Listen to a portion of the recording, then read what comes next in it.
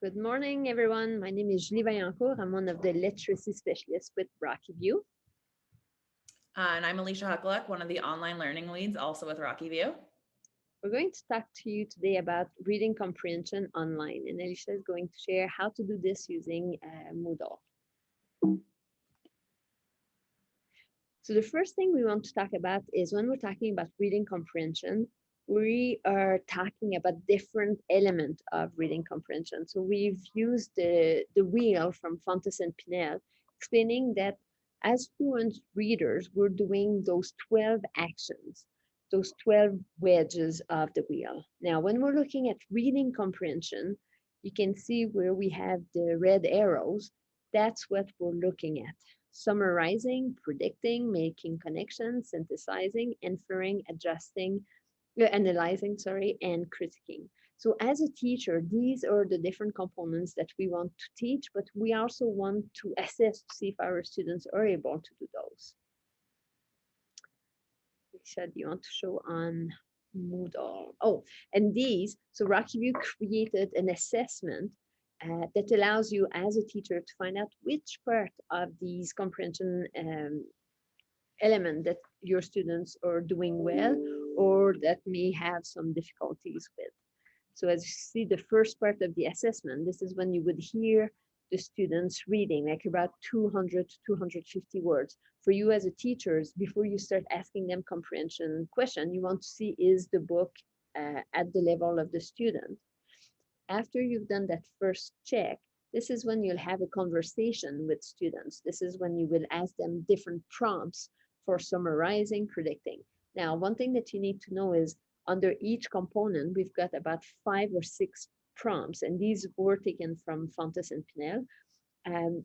You don't have as a teacher to ask them all. Some students you need only to give them one prompt and they will go and give you a very elaborate answer, whereas some students you need to go and dig and may respond better to different prompts.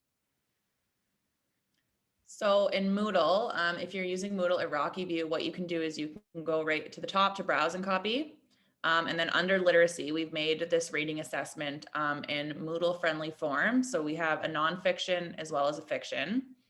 So there are some instructions here. So also a reminder to the teacher to ensure that these skills are modeled before students complete them. So an I do, we do, you do.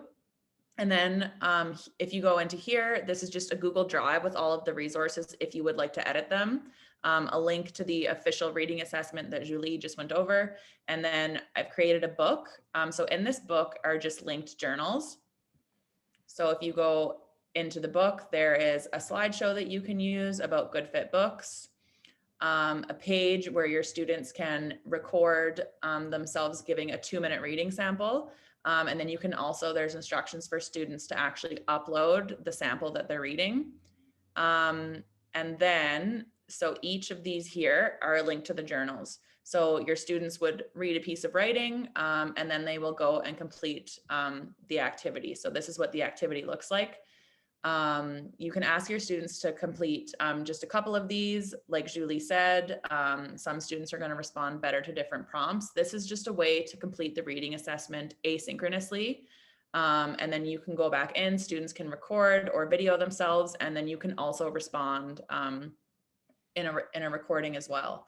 So the other thing you can do with this is instead of just using it as a reading assessment, you could use it, say, for science or social or another subject. And that way you're understanding the student's understanding of content as well as their reading abilities. And then there are also some linked readings that become more difficult the further you go down the list for both fiction and nonfiction, if you're looking for some examples to use.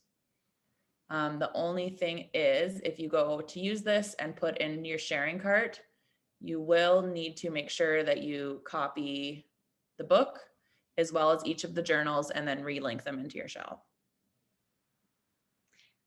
I like what you said, Alicia, about this, because one thing we want to remember is we cannot just ask our students to do it and we use it as an assessment. That's something that as a teacher, you need to model. And different ways of modeling is as a teacher, if you're doing a read aloud using a novel, well, you can model students. Hey guys, I'm going to summarize here. This is a few prompts that I'm going to use. And I don't know, Alicia, if you want to show the posters, I think you had them linked there. You can use those posters to guide that discussion that you're going to have as a whole class, right? So then that's when, as a teacher, so, and we've got different prompts for fiction and nonfiction. So this is something that you can model during a read aloud, but as well, that could be a task that you assign students to do in small groups. So if you're doing a book club in your class, students can work on different components of comprehension, answering those prompts based on the book they're reading. But then you can also do that during independent reading with whatever book that they choose to be reading. So there's different ways of using this, but making sure that you're using an approach where, as a teacher, you're modeling it, you're doing it together as a group, providing them different scaffold, and then eventually hoping that they can do this independently. Thank you. Feel free to reach out to Alicia and I if you have any questions or if you'd like support on how to implement this with your class. Thank you for joining us. Thank you.